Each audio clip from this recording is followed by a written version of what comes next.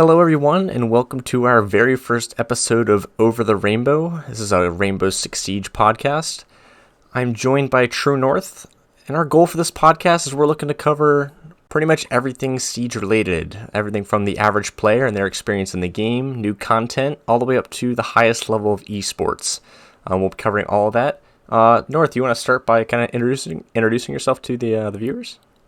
Of course. So, as Bob already said, my name is True North, and I've been playing Siege since it came out, since the beta. I remember watching the E3 trailer, and I was blown away by it, and I had to get my hands on the game. So, I did, and I played on Xbox for a little bit, and then I eventually switched to PlayStation to play with some friends, and then I wanted to play a little bit more competitively, so I ended up switching over to PC, and that's actually where I met Bob. We joined the same T3 team together, and so that's where we met. And the rest is history.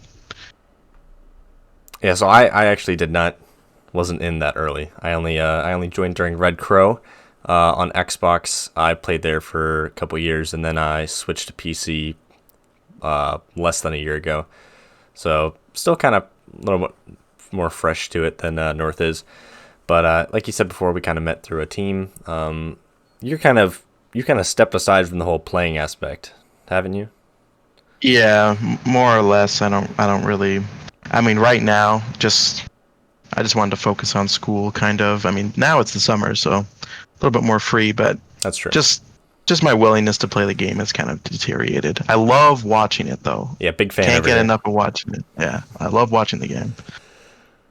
So, yeah. So all right.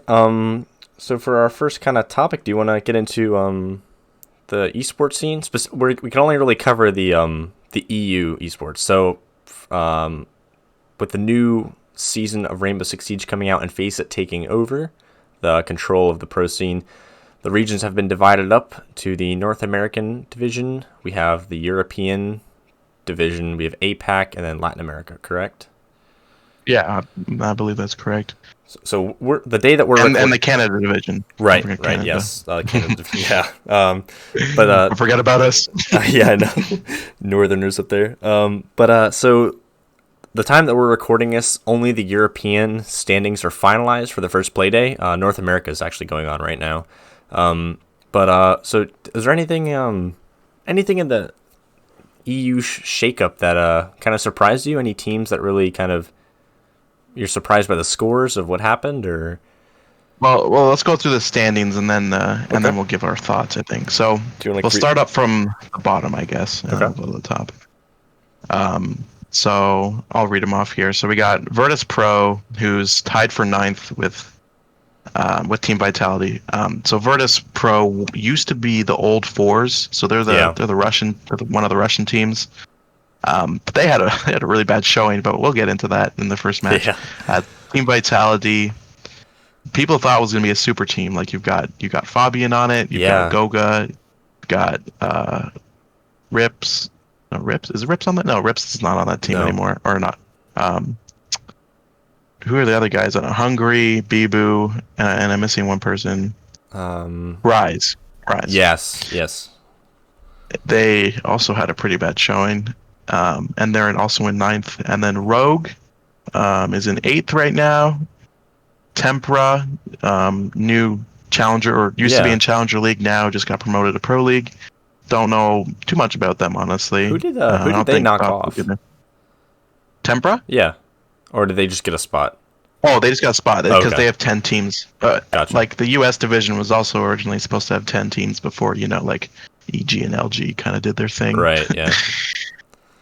So above Tempera, all these guys are tied for 4th, by the way. Tempera, Team Secret, Navi, and Chaos Esports, they're all tied for 4th because they all drew. Yep. And then in 3rd, we have G2. Of course, everyone knows G2. Yeah. And then tied for 1st is Team Empire and BDS. So on the first play day, I'll just go through and read the standing or how the matches played out. So Team Empire beat Virtus Pro 7-1. Tempera tied with Chaos, and Team Secret tied with Navi, as North had said. BDS beat Team Vitality 7-1, which I honestly thought was a bit more of an upset. Like than Crazy. not really. That was crazy. Maybe not upset, but I did not expect it to be that far apart. And then G2 beat Rogue 7-2. Mm-hmm. I will say the biggest shock for me was BDS over Vitality. I mean I don't really know if I would have had my money on one team or the other, but I didn't think it was gonna be 7-1. I mean that was kind of a poor showing from Vitality. It really was. I was expecting much more from Vitality, and I mean, you shouldn't be complaining. Your draft buff Brede that you had on your team, he went off. Yeah. He went off, man. It was insane, man. Like that. I was watching that match with my girlfriend, and I was screaming, and she was like, "What's going on?" And I was like, "How is Vitality losing?" Like I wasn't expecting this at all. And even the G2 over Rogue. I mean, maybe with the G2's roster shakeup kind of from last season might have had a difference. But Rogue they just ever since they kind of moved to EU, they haven't been that strong of a team. Well, I mean, Rogue traditionally, like not Rogue, but like used to be Giants and Lestream. Like that team used to, or what has been, like top of the leaderboard, like all the time. They've always been like first place online, but as soon as they go to LAN, they get destroyed. Yeah, they just can't show up. Yeah, I mean, I don't. It's kind of early to tell, how the standings are gonna like shape up, but I don't think Rogue's gonna be in too bad of a spot. I think they're a really strong team, especially now with Leon Gids and Karzeka. Yeah, I think they bring a lot to the team, and I also think that they're gonna perform a lot better on LAN with this. They basically changed out the whole team almost.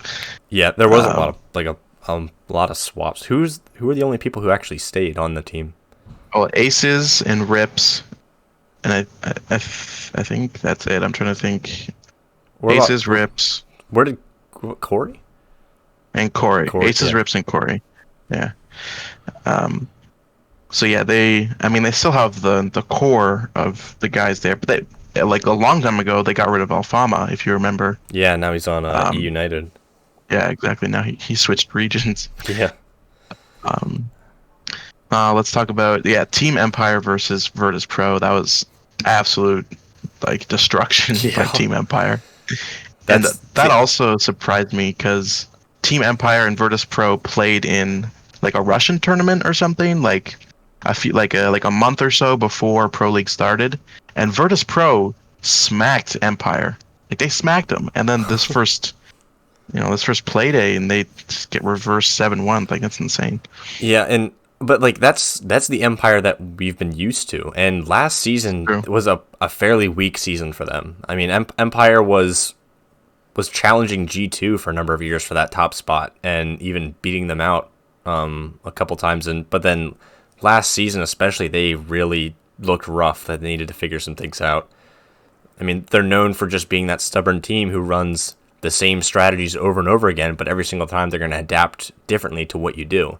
And so maybe, I mean, we didn't really get a huge idea if that's still their mentality, but something definitely clicked for that team, at least this first play day. It is the first play day. It's a little soon to judge anybody just yet, but we can kind of get some insight into how some teams are looking for the upcoming season. Yeah, I mean, I think one of the teams to watch out for is G2. Like, they've got the super team now. I mean, they've always been the ones to watch out for, but like, since they've dropped Fabian and Goga, and they've changed kind of how they play. Like, they're so aggressive now. Right. And they've just got so many people. Like, Virtue, okay? He's on Thermite. He's on Hardbreach. Yeah. And if you remember, he was on Fnatic. Right. He was their main He was a fragger, yeah. Like, dude, if you got someone like that on Thermite and he still plays like the support role well, but he can aim. Like, he can aim. Right. He can click and the he's heads. On that. Like, that's the best of both worlds, man. Yeah, I definitely think that's a good point to point out there. But I mean, by the same token, you look at the other side of like Rogue, and now EU is still best of ones. For those of you who don't know, EU is still best of ones. NA is now best of threes. But so it's not as great of a accurate showing as NA EU is. But like Karzeka, he did not have a good game. He ended up going 1-7. He was tanking. He was Yeah. trolling my draft buff. Okay. Yeah. But I mean, He was like, trolling me. it wouldn't be that bad, but like that's not typically the role that you're used to seeing him play. That's Um, very true. so, I, but I wasn't expecting him to be on support, honestly. yeah, I But mean, he was hard support. He was playing Smoke, Cabana, and Thermite. Like he was playing those type of ops. maybe that's Rogue's goal is to try and shake up their roster roles. Maybe move some people to new positions, try some things out while it's still early in the season. But typically, you save that for scrims. But maybe That's true. maybe what they found works. Who knows? Who knows? I mean, they did go up against G2 first, so it's kind of like a really tough opponent right out the gate. Right. And they just made these roster moves. Yeah, that is true. So we'll see how they do against other teams. Yeah, we'll see in the second play day. Hmm. Like we said, though, NA play day is going on right now, so we don't really have a whole lot of feedback from that. We can talk about the matches that have played, Yeah, though. we can. So So that would be SSG versus EU United was Yeah. the first one. they took SSG won that. they took two maps fairly decidedly. They won Yeah. Clubhouse and what was the other map? Theme Park. Theme Park. And they're both 7-4s. Yep. So I mean, it's not a super close game, but it's not like EU United wasn't in the running for it. They've improved, I will say. They Yeah. look like they've improved a lot. Still a couple. It seemed like from just kind of watching them play, is they had a lot of the right ideas, but they just kind of failed on the executes. It felt like, especially on Clubhouse, it felt like that more than, especially on their attacks.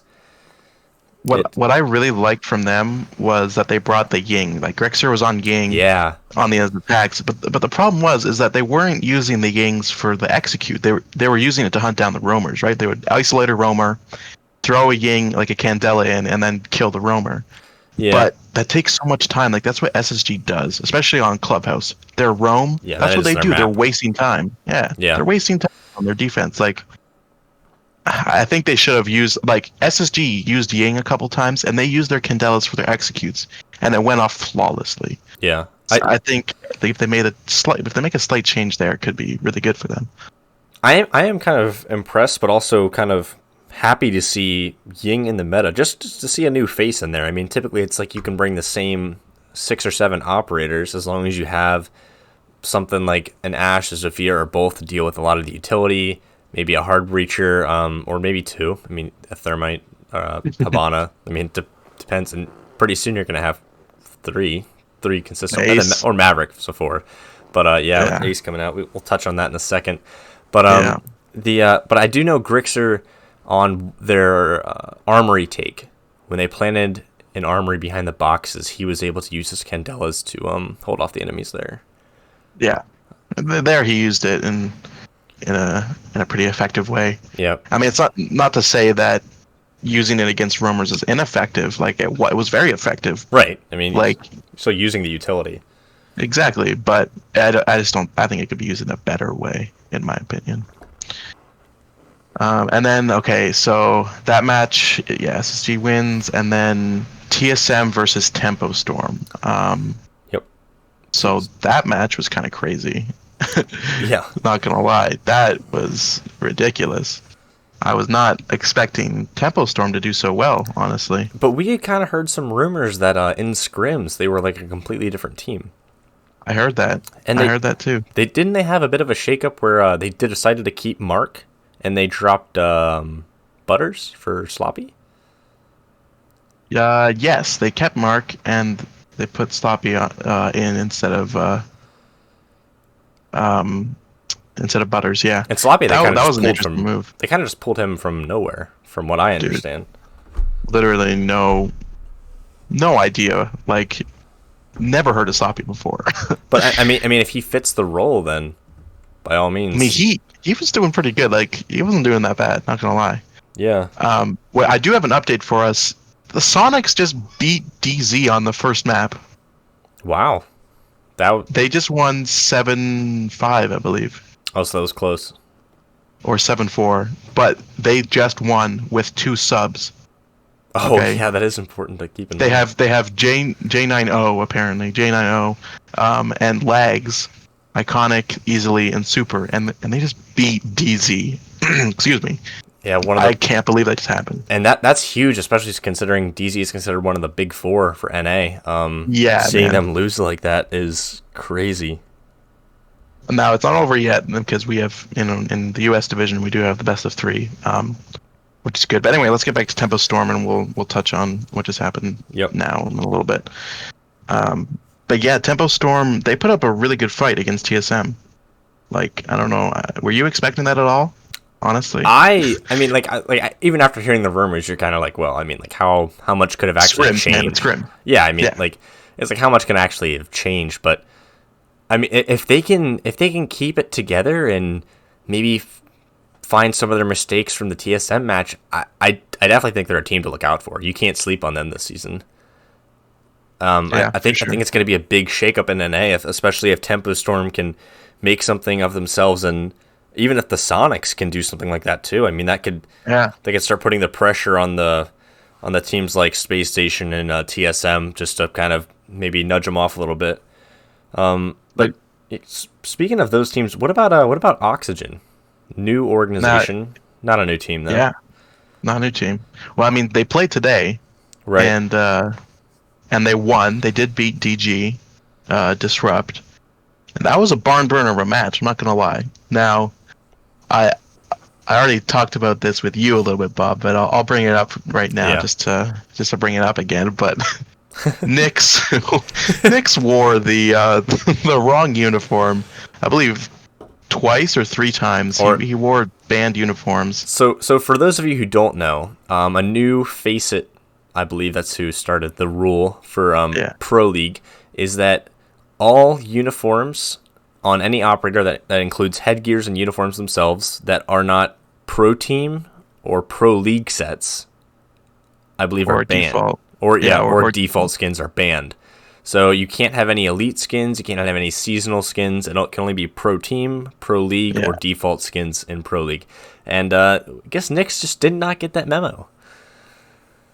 Yeah, I don't know what happened, and the worst part is it costed Disrupt 4 rounds in total. Yeah. They lost. They had to forfeit 4 rounds that they won because Nyx was wearing those uniforms Yeah. during the rounds that they won those. And Disrupt is a new organization to the pro scene. Yeah, But Nyx is not a new player. I mean, No, maybe he's not. somebody just didn't remind him to go through and check all that stuff. But like that's a mistake like that could have easily been fixed. And I mean, they had to stop both maps at some time, so that could have maybe killed some momentum, some other stuff we didn't know was going on. But I mean, that's just it's a throwaway, really, is what it is. yeah, honestly, and even with that though, the team kept composure and they ended up doing really well against Oxygen, almost beating them. Like Yep. they won. It was a 2-1. They won. They won, I believe, 7-4 on one of the maps. So, I mean, they got destroyed on Cafe. They got 7-1 on Cafe, and then they brought it back to win 7-4 on Consulate, and then eventually on in Villa they lost, I believe, 7-5.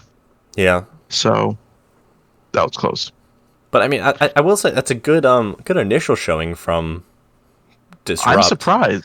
Yeah, they were kind I'm of surprised. they were kind of up in the air as far as what they were going to bring to the season, but Especially NJR. I was watching, and NJR, he was popping off. Like the first map, not so much, but I mean, no one on disrupted well on the first map, but the other maps, he was doing pretty well. I'm impressed with how well he did.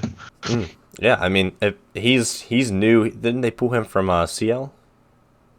He wasn't even in CL. He wasn't 18. Oh. Like he just turned 18. Oh, so they pulled him just from nowhere. Okay. Yeah. So what's interesting is NJR, Iconic, J90, and Lags.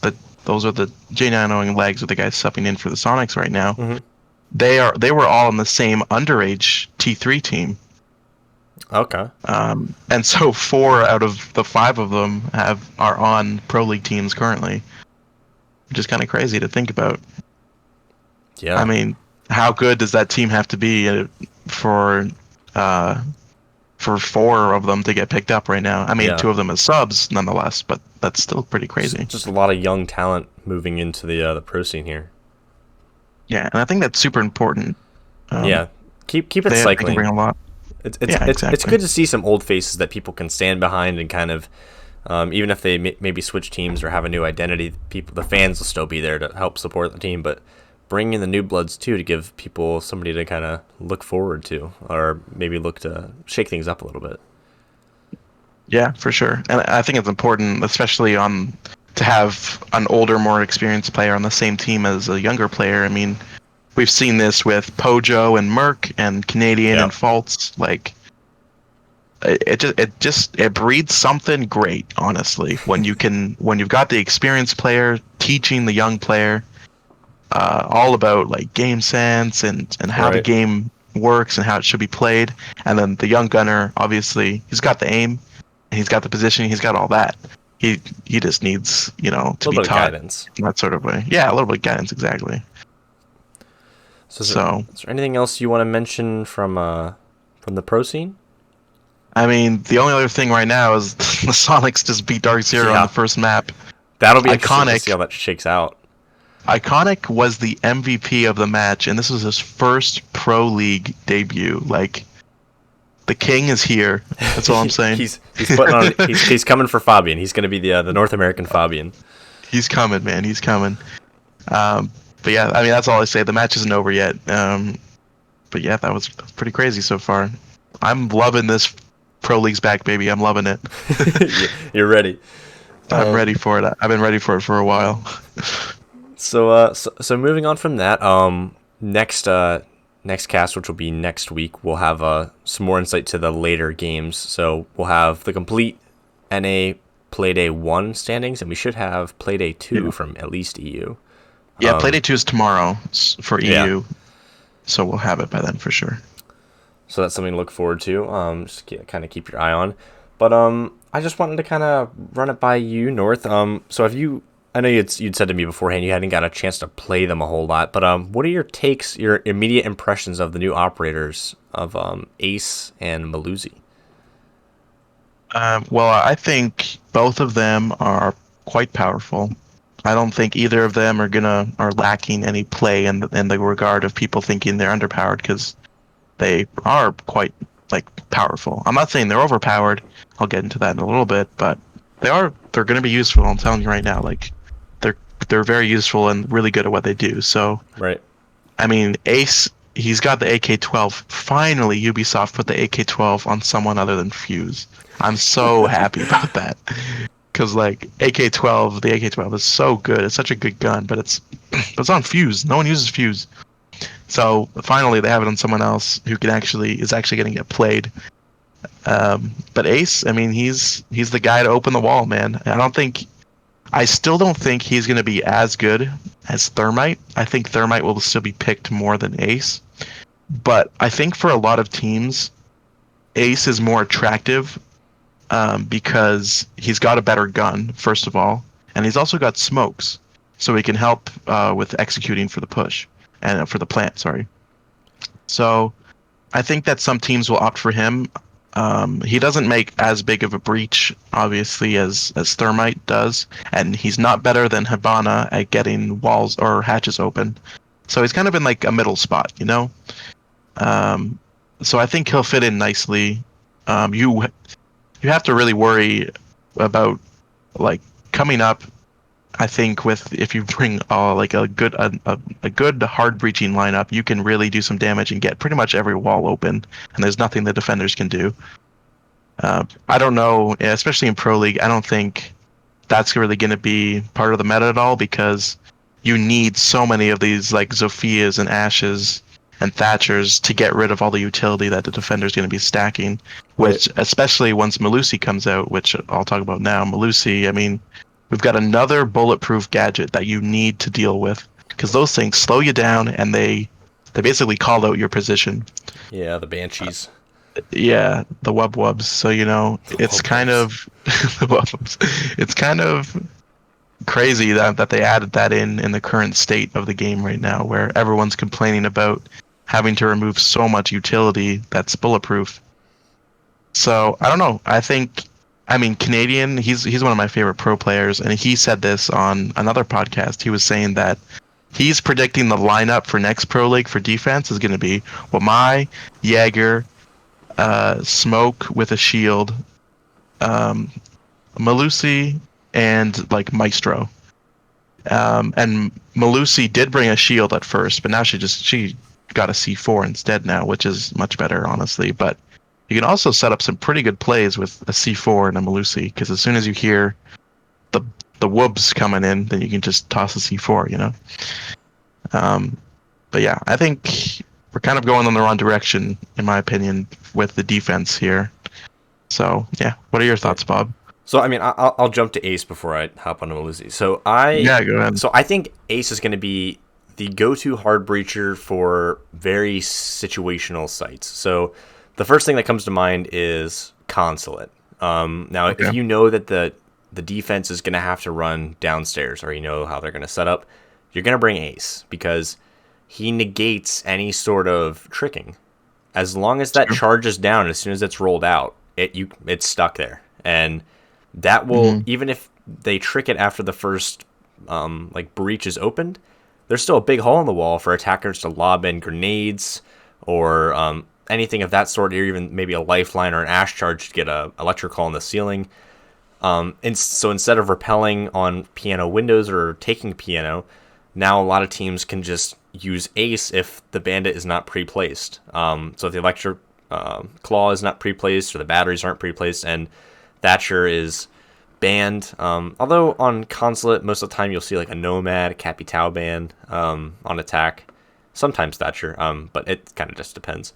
But I think on sites like that, and then as even just like in ranked, any site where you're going to have to get through some sort of wall that people typically trick, even maybe like the basement of Oregon, Oregon kids' bedroom, or the games wall now, attic wall. I feel like Ace is just going to be the guy you go to when you don't want to deal with tricking as much. If you have a less coordinated team, you can do something like that. And he has, what is it, flash or smokes and breach, or is it Claymore? A breach. No, he's got smokes and breach. I'm pretty sure. Breach. Maybe. I thought it was. I think it's breach. That might be Claymore. Either way, the smokes are probably going to be the choice. Yeah, you're not gonna choose the other stuff, regardless. But I mean, he is a versatile operator. But I don't think he's going to be overpowered or overplayed. I think he's going to have kind of like a nice niche in the game, where he's going to be situational, but it's not like he's only going to be used on one map on one site. Like there's sites on every map where he could definitely be favored. So I think that's something to look out for with him. Like you had already touched on, he has a solid weapon. It'll be interesting to see how that weapon works, because they did give him a slightly different recoil for that weapon compared to Fuse. Oh, they did? They did, yeah. Fascinating. Somebody can correct me if I'm wrong, but I believe that's the case. So that'll be interesting to see how that shakes out. Onto Maluzzi though. I kind of have mixed feelings on her. On one hand, I can see what you're saying with the whole bulletproof destruction. The pros were really complaining about Goyo during his little pro debut when he was very widely used on a lot of sites. But now he's kind of sunken away, and you don't really see that much of him after he got several nerfs to the TCSG. He lost his shield, and then he lost his impacts. And so the pro players just kind of shied away from him. But Maluzzi, she's bringing 3 more bulletproof things. They don't do any damage, but they can slow you down immensely, and they give a massive sound cue to where you're at. Yeah. But at her as an operator, she is just incredibly versatile. I don't think there's a bad site to bring her.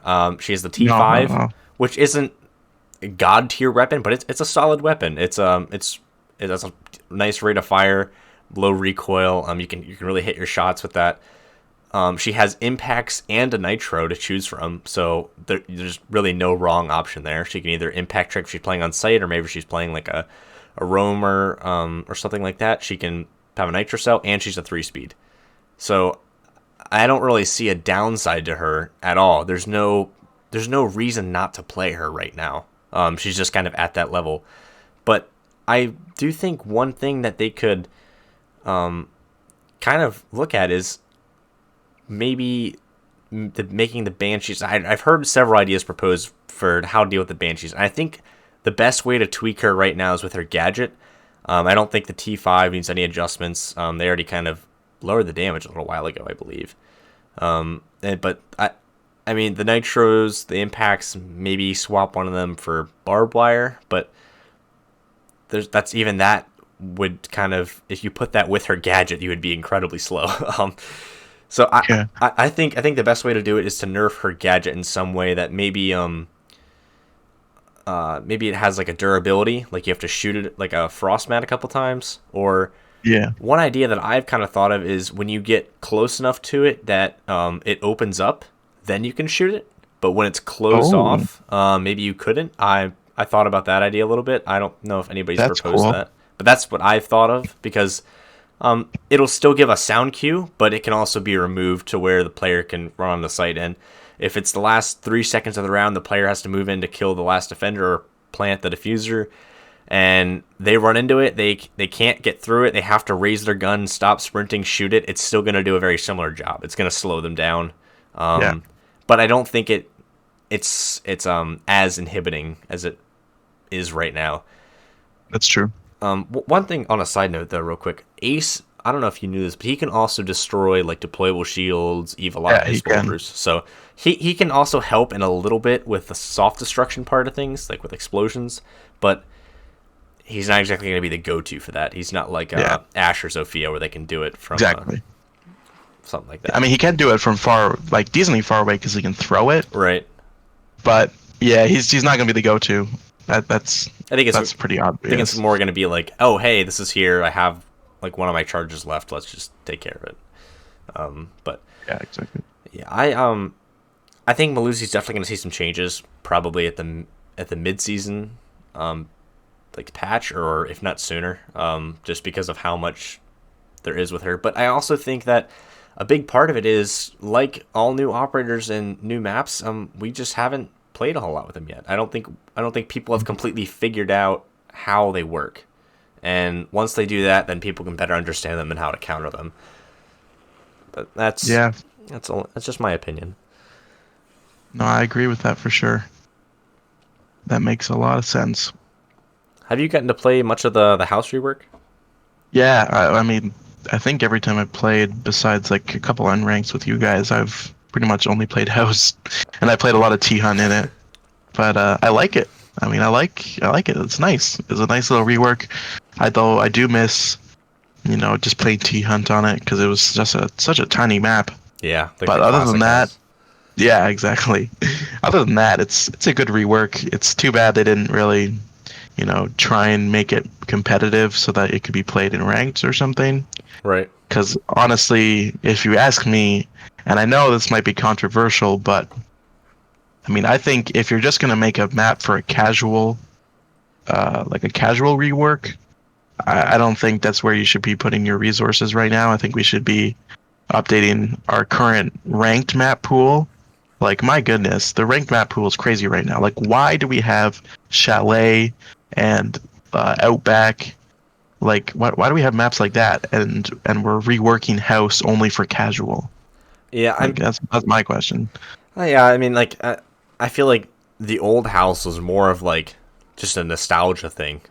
Like people just liked it because whenever you went to play like custom games with your friends, like, what did you play on? You played house because everybody Yeah. knew the map, and it was just a fun time. But I can understand where you're coming from with the rework. On one hand, I'm glad that they realized that it did not have competitive potential, and so they didn't They try knew and, that. They so knew that. yeah, so they didn't try and force it.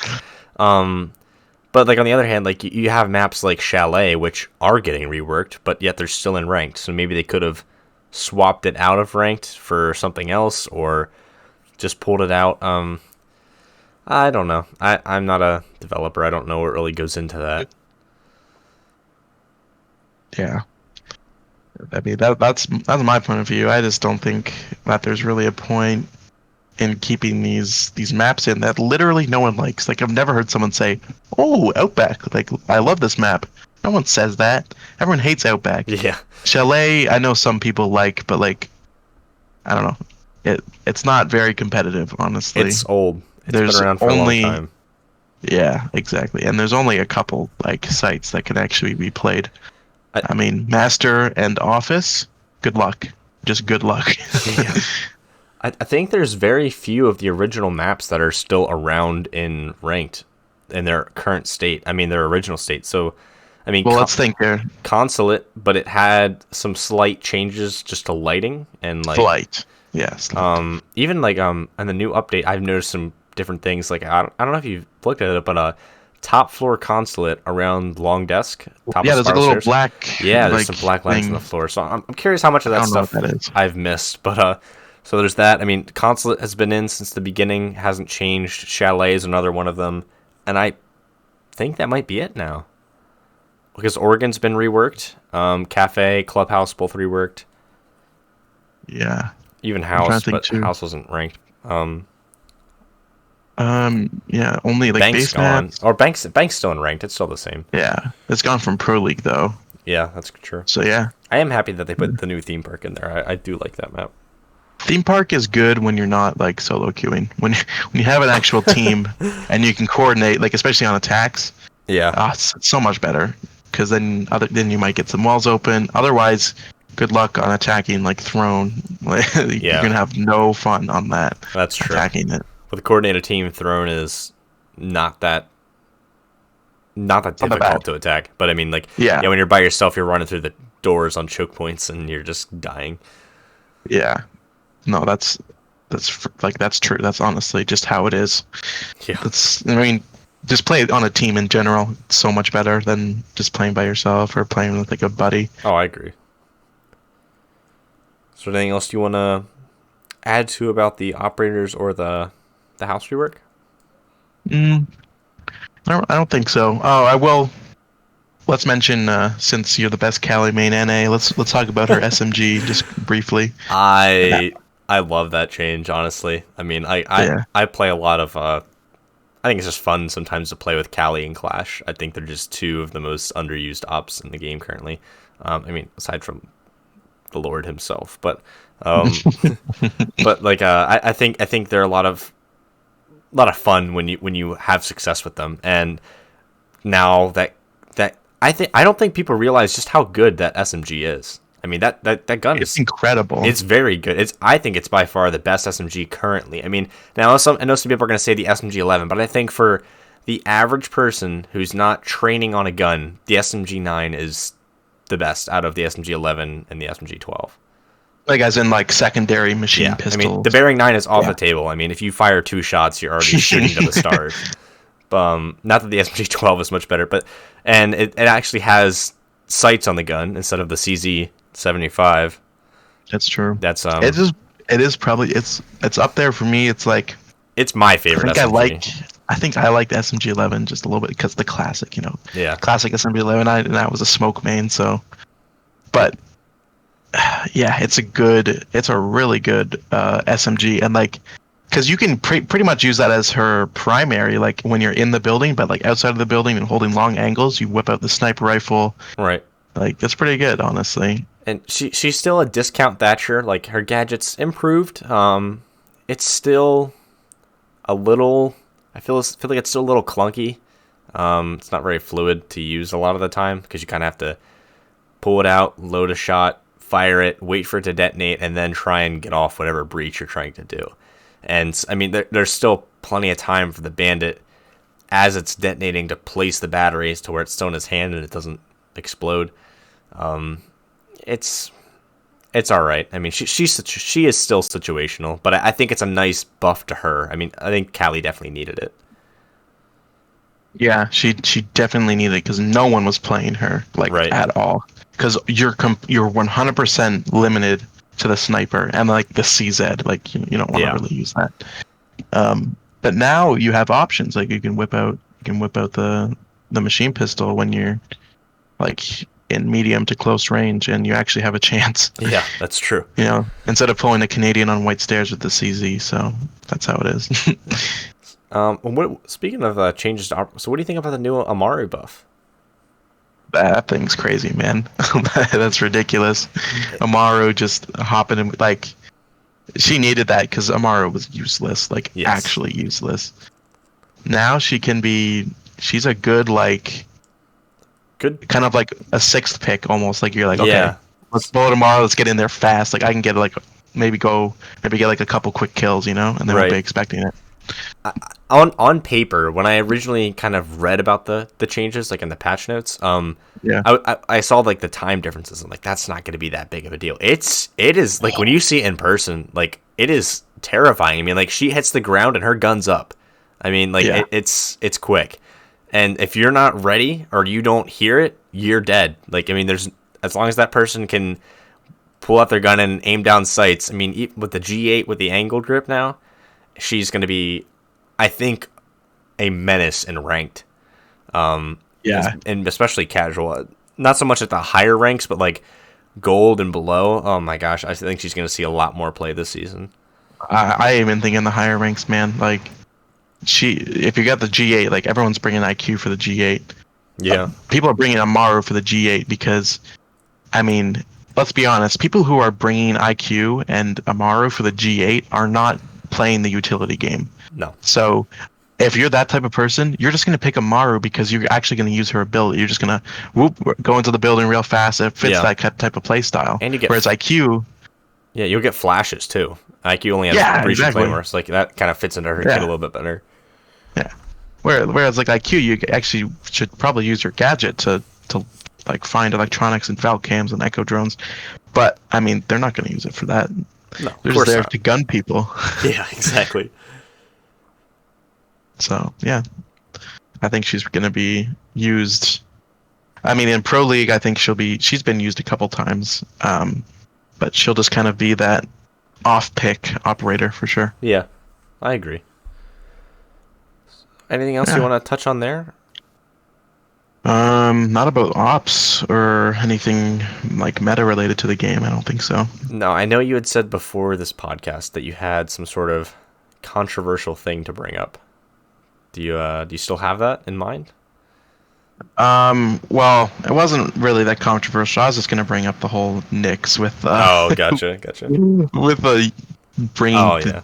the band uniforms. Like, I'm still blown away by that, man. I mean, everybody makes mistakes, but twice, like Twice, even during Well, the I think it was rehost, you even could, 3 times. even like during Yeah. the rehost, you could have gone and looked at everything. Actually, I'm pretty sure what happened was they gave him a warning, and then they rehosted and were like, "Here, change all your uniforms." The next round, he comes back and they rehost again because he still had a band uniform on. Jeez. Like, they gave him a warning, and then they had to take away the rounds. Like, I just don't get it, man. Like, you gotta just go in there and change everything. Like, you just have to do Yeah. it. Especially as soon as that rule came out, you just gotta do it. Yeah. Like, honestly, you can't be costing your team like that. Or, Now, like, to be honest, he played pretty well, so you can't knock anything like his actual play, anything against him. But I mean, come on, man. Yeah. You're the captain of the team. Like, you're the IGL. You got to Right. make sure you're on point with that, which, is really unfortunate. yeah, Yeah. it is. But I mean, hey, he'll learn it for next week, hopefully, maybe. Yeah, he won't ever make that mistake again. That's what you think. That's what you thought after the That's first what I round. Yeah. Or first map, rather. Yeah. But yeah, anything else? Anything else you'd like to add before we close out our first episode here? I don't really think so. Other than one thing that's not Siege related, if you'll let me bring it up, I'll just really tiny little quick thing because I'm really excited about it. That's fine. So like I'm super into board games, and I just got one in the mail that I just pre-ordered. It's called Imperial Struggle. Can't wait to play it. Shout out to GMT Games. Thank you for shipping it here so quickly. That's all I wanted to say. Is this a sponsored message? Sponsored message. No, but yeah. That's all I have to say about Siege pretty much. I'm so happy Pro League's back, honestly. Like, I know. I can't wait to watch it more. You can be a happy little fanboy now. Exactly. But like to thank everybody who has tuned in and stuck around for our first podcast over the rainbow. Big thank you to everybody for giving it a shot. Maybe you liked it, learned something, let us know. Send us a comment or tweet at us. I'll drop the Twitters down in the description. Yeah, thanks everyone. Everyone who's watching. Appreciate it. So we'll have some new stuff and maybe some interesting topics for the next episode, and we'll also have some more information onto the Pro League, how the season's really kicking off. We'll have at least the second play days in for EU and NA, I believe. Yeah, we should. But anyways, thank you all for tuning in again, and we will see you in the next episode. Thanks. Bye, everyone.